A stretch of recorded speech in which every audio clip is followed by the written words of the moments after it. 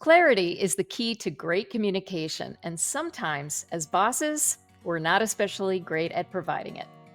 If you want to learn some simple steps that you can take to get better at clear communication, you'll want to listen to today's episode.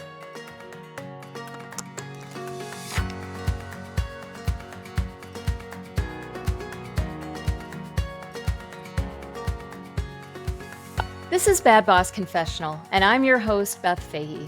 If you've ever thought, I could have handled that better, you're in the right place. I've been a boss for decades, and I've learned the most from the moments I wish I could forget.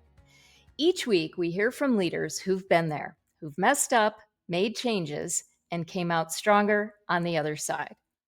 I want you to all meet my good friend, Drew Spurgers. Drew is a lifelong entrepreneur who has built and sold multiple businesses in the marketing, skincare, and medical spaces. He's a full-time EOS implementer and is on the coaching team at EOS Worldwide.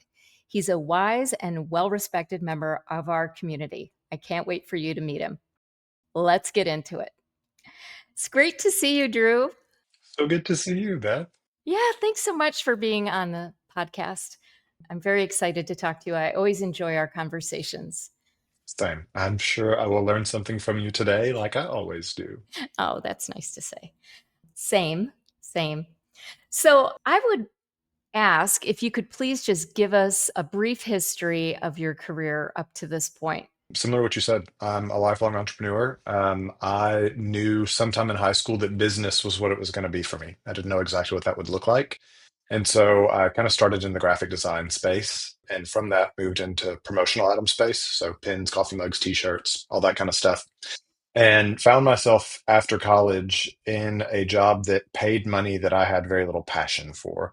I was making good money, but there wasn't much heart connection to it. And so from that point, I got into kind of more of the marketing agency side of things. And so I went from just doing promotional items, which was fun and lucrative, to adding on all of the marketing services. So social media consulting, website design, video production, all of that. Built an agency there, and that's ultimately what led me to running EOS. Along the way, bought a tanning salon that was failing and turned it around. And then, as a visionary does, decided to start two more concepts inside of it. And so built a multi-location skincare spa from there, and actually didn't even do real tanning at those last couple that we opened, and then scaled and sold that as well. And then my husband is a therapist, and we own his practice as well. And so that's the short journey to entrepreneurship up until now. Uh, do you drive your husband crazy, Drew? I hope not, but I'm certain I do. Kevin is a saint, and he jokes that he's a therapist and that I'm a business therapist. So since I've been Yeah. doing this work, we get to compare notes a lot, and so we often recap our days and like, oh, you could have handled that this way, and taking notes for next time. I just know also as an entrepreneur, and we have similar Colbys, which we discovered, recently. I know I drive him crazy because I've got a new idea every 5 minutes, and yeah. My quick start's a 6. I think Kevin's is a 2. That's where the difference is. We're both initiating fact finders and initiating follow through. So the quick start's where the pain is. Yeah. I'm a 7 quick start, and my husband's also a 2. So, big decisions are a struggle. But anyway. Well, that's great. You've had a wide and varied career, so I'm assuming that you've had a set of wide and varying experiences as a boss. I really empathize with your intro with the lessons learned are all from the stuff that we want to forget. Oh, for sure. Yeah. I mean, we all have those cringy moments, right? Where we look back and we just think, like somebody like the invasion of the body snatchers. I don't know what happened to me like in that moment where I just kind of wasn't myself, or just under so much stress that I behaved in a way that wasn't cool. Yeah. There's another element of this that I think about a lot, Beth, and I think it's something that we have to keep in mind because of the work that we do is the skill sets that we teach feel very natural and intrinsic to us because we, one, learned them the hard way, and two, teach people how to do them every day. But nobody with a business degree is taught any of this stuff that we're going to talk about, right? You have to learn it through the school of hard knocks. And sometimes it's a good reminder for me walking into session to be like, okay, this feels regular to me. This is new information that is going to change someone's life today. Yeah, absolutely. And it's a privilege to do the work that we do because we can help people put them on a fast track to healthy, right? Yeah, Yeah. absolutely. Well, I'm really interested to hear your story. Do you have one to share with the listeners about your past Man, transgressions? I have so many sins that I could account for today, right? But as you and I were talking beforehand, and I was reading what you sent me, I thought back to a particular instance where, with my marketing agency, we were hiring a graphic designer, and there was someone that I knew in town that I'd worked with a little bit over on the side. And, I had some concerns about, like, is she really going to be happy here? Is this the right fit? And we plowed on ahead, and the reality there was it was definitely a what I thought wrong person, right seat situation. And where it ultimately led was a really nasty parting of ways, right? I got a call from a client one day that they had gotten a phone call after hours from this person, and that this person had said, "Hey, I know I've been working with you at my day job. I also do this stuff on the side and can do it for you cheaper." And Mm. so got caught in this really weird, tense thing where it's like, he said, she said. And today would handle this very differently and would have just picked up the phone and called her directly and said, let's chat. And instead, I went on my own little fact finding mission and started Mm. reading inner office messages and a bunch of stuff that wasn't intended for me, that wasn't really beneficial in the outcome or in the long run. And where it ultimately led was I went to a fear based space, right? And was like, I have to protect what I've built here, and I have to protect the business. And so I put a big ultimatum in front of her and said, either you sign this non compete agreement or you walk. And she was not willing to do that. And so it led to okay, pack your stuff and leave, which is never a good thing, especially when it touches other employees in the office and when it also touches our clients. There's more to the story, but that's probably a good landing place for us to kind of jump off from. As you're telling this story, I'm recounting moments of betrayal that I felt that I went through as a business owner and just the emotional roller coaster that you go on when stuff like that happens because you're thinking, I've been investing in you, I've been trying to serve you, I've tried to make things easy. And obviously, it isn't reciprocal on their part. Time and space gives us so much clarity and insight. And I really felt at that point that what she had done was to me, that she was trying to hurt me and that she was trying to hurt my business. And, looking at it in retrospect now, that was pretty short sighted of me, right? Like, it wasn't Hmm. actually really about me. It felt that way at the time. And of course Hmm. it would, with the business that you've built and you've invested your time and money and resources into. But I think where time and choosing to invest in becoming better leaders and managers ourselves to become better bosses, we learn a better tool set and skill set for how to handle those things. Yeah. It would work very differently today than it did then.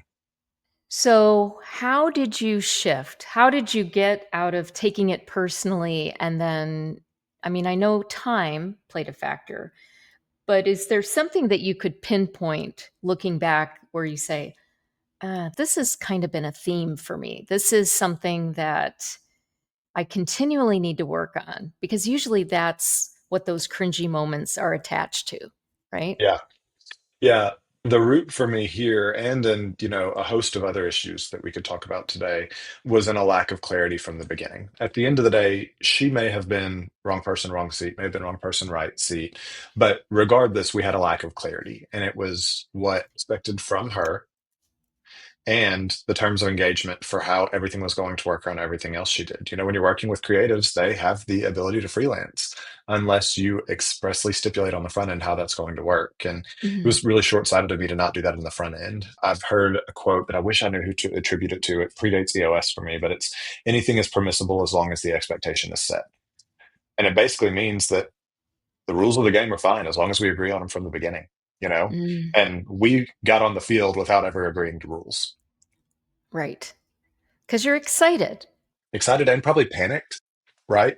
I probably need someone in the seat. Yeah. Well, that's a good observation. I'm probably the only entrepreneur to ever make a quick hiring decision and then regret it later. I'm sure that's never happened to any of our listeners. Right. This is why I say visionaries can't hire people because all we see is potential, right? It's like, yeah, they're a diamond in the rough, but I can help them. I can help them get to, whatever you need them to be. Yeah. And Entrepreneur optimism. yeah. How do you now, I mean, if you were to go back in time and do it all over again, outside of, saying what the working parameters were, what other ways do you think that you see your clients stepping into the same thing? And, do you ever want to warn them? I always do this. I'm always like, danger, Will Robinson, danger, Will Robinson. And then nobody knows what I'm talking about anymore because I'm apparently referencing something that, all the 20 and 30-year-olds in the room have no idea what I'm talking about. Anyway. Let me jump a little bit ahead in the story to answer your question. And so Mm, the story that I'm telling here is probably about 10 years ago. Obviously that ended badly, and there were many years of frustration, hurt, bad blood, whatever you want to call it. And then sometime last year, I ran into this person at a community event, and mm, big props to her. She actually came to a talk that I was giving, and I was talking about I was doing our EOS talk that you're familiar with, and as I was talking about accountability chart and structure, this is getting toward your answer. She said, if I can just give an example, she said, I worked for Drew years ago and he had to fire me. And mm, it's because I was the wrong person in the wrong seat. We weren't building the same thing. And the seat that he'd hired me for was not the one that I wanted to be in. She said, I wanted to play integrator and I wanted to be mm. doing more of it. The lack of clarity from knowing the lane I'm supposed to be in versus the lane that I want to be in, that was where the pain came from Yeah. for her.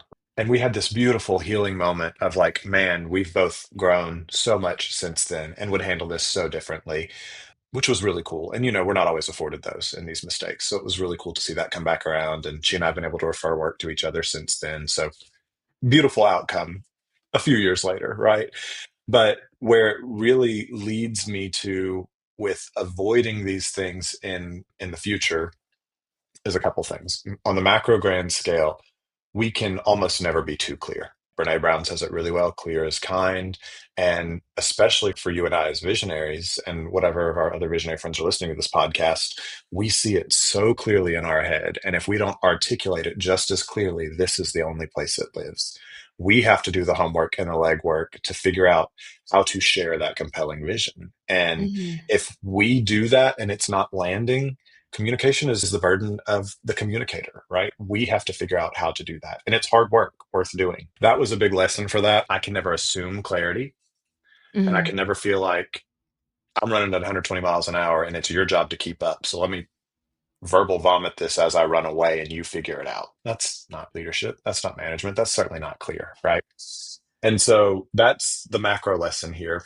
And then the micro, when we look at hiring and where this really came from, is really how important structure first, people second is, right?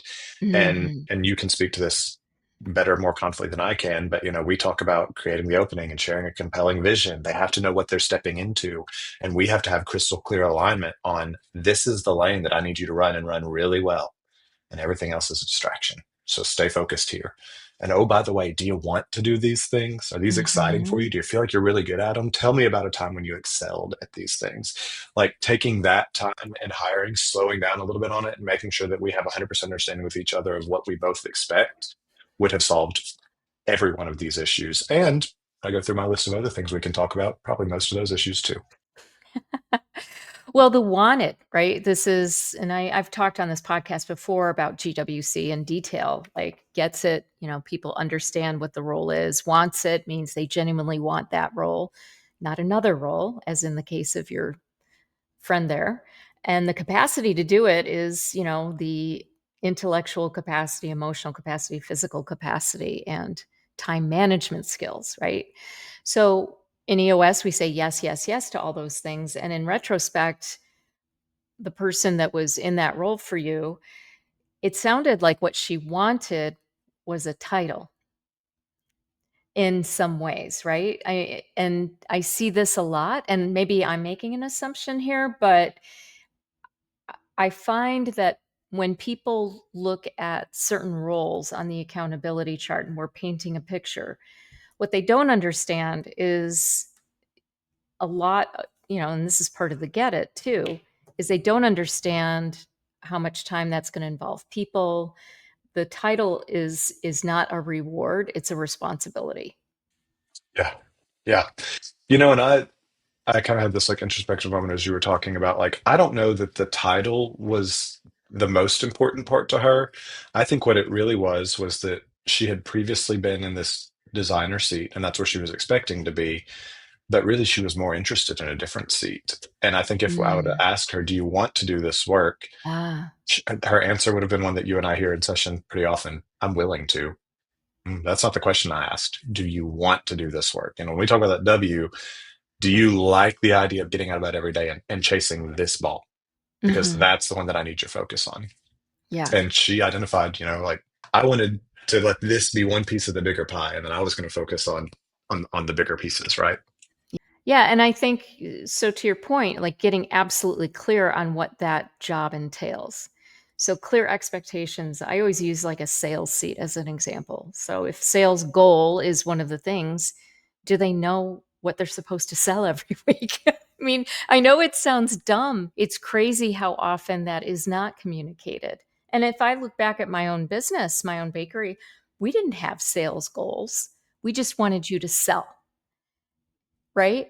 And so you could just look at the 5 accountabilities in a seat and get very clear with your expectations around measurables and things. But yes, communication, so much of communication amongst everyone is about clear expectations. And that's not just top down.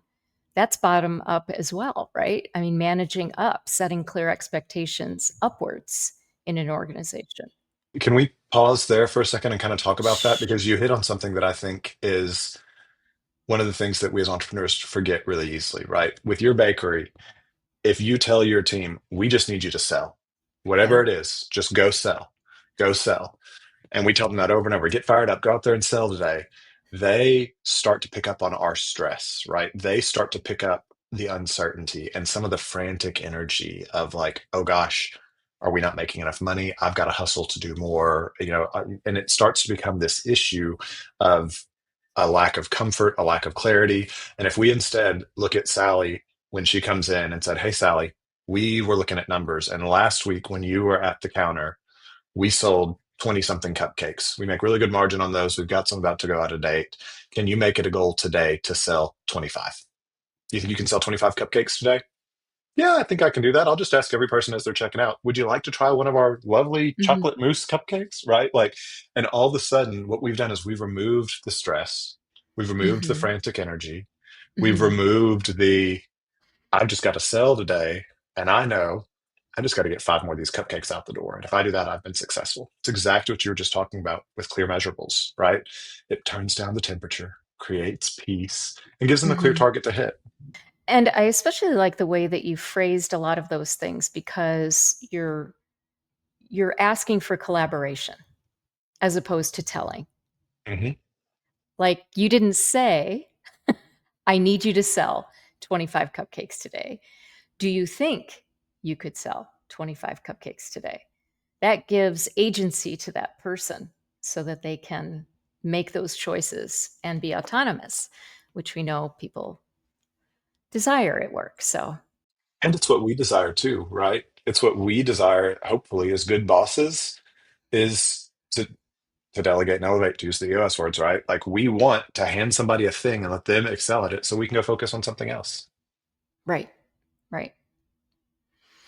So, any other stories, Drew, that you want to share? Let me think. I was thinking about this earlier. Actually, the other one that I think is feels very pertinent and relevant is actually in the same seat, a different person in the same seat, another designer that I had at one Okay. point in my career, and the most talented designer I've ever worked with. If you Mm. look at GWC, 100% yes, yes, yes. This guy did it in his free time, loved it, was so good at it. And for some reason, he was with us for a number of years, again, before we implemented EOS. And there was just always tension, right? Just always tension. We liked each other. We got along socially just fine, but there was always tension at work. We could never really figure out what it was. And Mm. in a bad boss moment, in his quarterly review one day, years in, I was tired and frustrated with having the same conversation over and over. I looked at him and I said, "The hardest part of my job is managing you." Oof. And while that was true, that was certainly not the right thing for me to say because that landed differently than I wanted it to. What my heart was on that was I would really like for us to find an easier way to do this because I know it's hard for both of us. Because nobody wants to go to work wondering if they're successful every day, right? He wasn't feeling great about it either. Where that one ultimately led, the issue again was from the same concept that we talk about, right? Of just lack of clarity. And he was with us for about 5 years. We implemented EOS in the last year that he was there. And talking with him as he was about to leave, he said, "Drew, I really think if we had implemented EOS 2 years ago, one of two things would happen." He said, "I think I'd still be staying, or I think I would have gotten off the bus way sooner because what I've now realized is you and I were trying to build different companies. I Mm. wanted to be a designer and I wanted to be good at it, but I had a vision for where this was going. And until my integrator and myself at my marketing agency communicated the clear vision of where we're going, he didn't know." Yeah. So he's coming to work every day, head down, focused, thinking that he's driving a certain direction. And that tension that I'm feeling is that we're just constantly getting a little further apart. Yep. And we probably implicitly think that we're running the same direction, but without intentionally aligning on that, being really clear on expectations of each other and the vision of where we're going, this tension was coming from just a fundamental base mismatch there of we think we're building different things. Yeah. And I have to share, this was my experience as well. And my sister, whom I love, she and I were equal partners. And, you know me, Drew. I'm like, let's go, and I'm like, next, what's next? What's next? And my sister was like, you're driving me crazy. And I can't keep up. And I just want things to calm down. It's a good thing the bakery business is so calm and easy to run, and there's not Yeah. not at all. Go on. I didn't mean to interrupt you. Yeah. No, it's okay. I mean, but true. I mean, there's tremendous amount of pressure. You've got, if especially in a retail situation, you've got people coming in and the demands, and then you're constantly putting out fires, just like every business, I guess.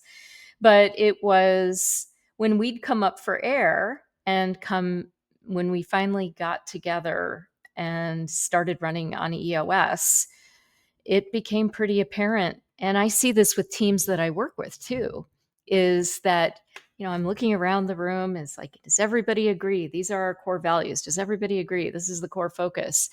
And then there's that one person who's not making eye contact, who's looking down at their notes, checking their phone. And you're just kind of like, I don't think they're bought in. As an implementer, sometimes we have to go there, right? 100%. We know the cost.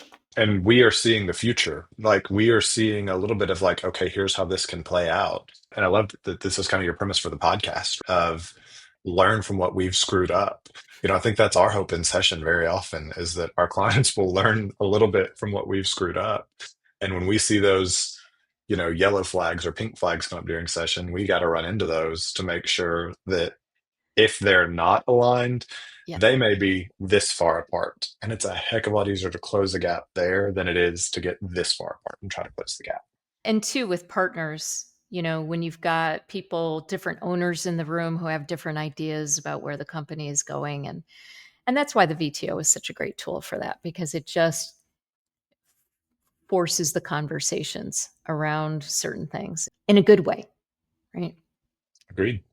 This has been lovely. I've really enjoyed talking with you about this. Is there any other wisdom that you'd want to share around the stories that you shared today? Yeah, I think as I kind of like reflect back, I think you asked one question earlier that I may not have done a great job of answering. This when we were talking about that first situation about how I had to realize that it wasn't really about me. And this is like a life lesson just as much as a business lesson, right? Of so often things happen and we take them so personally. And I think 80, 90% of the time, the person on the other or persons on the other side of that, they weren't doing what they were doing to us, right? Whatever they were doing for them for some reason. And if I look back at this situation, we're years away enough from it now that I don't remember who the client was that called me with the red flag. I don't like Hmm. I've sold that company. Doesn't matter anymore, right? Right. I do remember the way that I felt. And I remember that at the time I took no time to think of how she was feeling. And she was probably thinking, all right, I'm coming to work every day. I'm not happy with where this is going. I've worked with these people before, so they were my client beforehand. There's no reason they can't be again. We're busy here. We can't get it all done. Maybe if I did this on the side, it would just Hmm. solve all these issues, right? Hmm. Now, was that the right ethical call for her to make? Of course not. But maybe she would do it differently today. I truly think she would, based on the conversation that we've had. And so, where the lesson to come back to it in this, and I'm really getting to try this on with my city council hat, right? Because as soon as we make a decision as the council, all the social media comments about the government is corrupt and city council doesn't care about us and they're just here to pad their pockets. It's like $500 a month. I'm not padding any pocket. Like that's not happening, right? I have to check that bias really quickly of like, okay, while this comment feels about me, it's really about something that they're feeling and experiencing. And if we can solve that issue instead of playing defense on what they said about me, we can actually bring the temperature down and quiet this down and get aligned way quicker. Plenty of situations that we experience in our lives and especially in our work. If we can have that really great check of like, is this really about me? If I really listen to what was said here, and if I really listen to what the intent is this about me? Or is this about something that they're experiencing or something that they're frustrated with that I might have the agency or the ability to do something about? And when we can realize, like, oh, the frustration is the issue, not who you are fundamentally, feels way less like a rejection and way more like an issue that we can put in front of us instead of between us. I hear you, man, because this is something that I have to work on all the time, and all humans, right? Because we're wired for scarcity, we're wired, to for protection and all that. But assume good intent. Yeah. Sometimes when I get triggered, which happens more often than I'd care to admit, I have to think, all right, so were they really out to get me? Were they really out, or were they protecting themselves? Were they doing something that was not really intended to get to me personally? And that's something I have to work on all the time. And if we think about this from the lens through which we work with our clients every day, it really does come back to Linciani's fundamental, right? Of like to be able to trust positive intent, to be able to ask the question of, is this about me? What do we have to have? We have to have deep vulnerability based trust there, right? Right. Well, you have to ask. Yeah, that's what I was about to say. To be able to look at you and say, hey, Yeah. Beth, when you said that, I heard this. Is that what you meant? Hmm. To be able to ask that question, right? And that's scary Hmm. and it's exposed because you could look at me and say, yeah, and that's exactly what I meant and just lay into me. Or you could be like, oh my gosh, no, that's not what I was saying at Hmm. all. Here's what I intended. We got to ask the Hmm. question, Yeah. which, what does that mean we have to do? It means we have to get clarity. Right. And pause. And in a fast moving company, feels like you don't have time for that. I don't have time for all this squishy people stuff. Right. We've got stuff to get done. But it's the team health stuff and clarity and all of these other things that you have to slow down for, that actually, if you take a pause, take a beat, go slow to go fast, right? And it's not easy to do. We got to train that muscle. Yeah. Well, more on my conversation with Drew after a word from our sponsors. Let's be honest, hiring the right people is hard. That's why I love Titus Talent Strategies. Their whole person hiring approach helps you find and keep A players who align with your values, and they back it with an industry leading guarantee. Best part? Titus Talent Strategies is included in the Entrepreneurial Toolkit for companies running on EOS. Check them out at titustalent.com/EOS.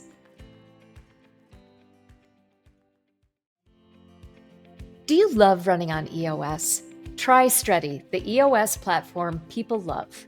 Native integrations and extra features help you manage people, projects, process, and engagement.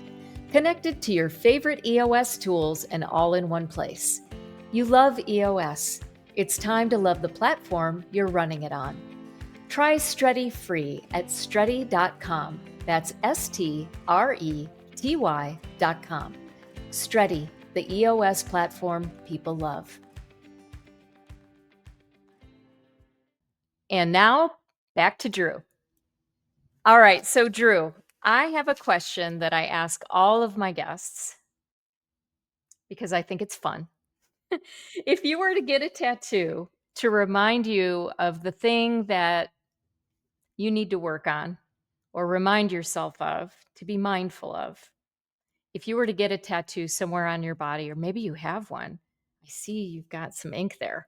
What would your tattoo be and where would it be located? Okay, I'll give you my real answer and what my next answer would be, right? These three are my three favorite fictional worlds, right? So you see Star Trek, Harry Potter, and Star Wars right here. So the three of these together, my favorite fictional worlds, remind me not to take life so seriously and to have a little fun sometimes. And then there's a deeper meaning with each of these. Star Trek was intentionally inclusive early on, and that's what I want to be. I want to be somebody that brings people, different types of people together. Harry Potter, we all get by with help from our friends, right? We gotta have community, we gotta have friends. And then Star Wars, I'm a big Star Wars fan, and I don't know how well you can tell here. This is the Rebels symbol, not the Jedi. And it has my favorite character, her symbol in it. The reason it's the Rebels and not the Jedi was because everybody thought the Jedi were the good guys. They were just the opposite side of the bad coin, right? The Rebels were the ones that were actually out for good.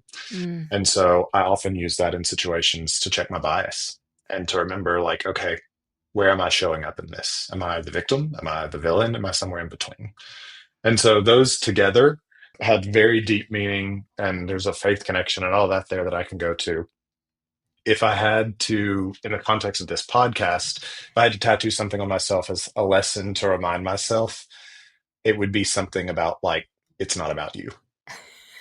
And if I would need to put it somewhere to remember it, I would either need it tattooed on my forehead, or it would have to be like on my hands or my arm, like, because these are all facing away from me so other people can see them. I don't see any of these.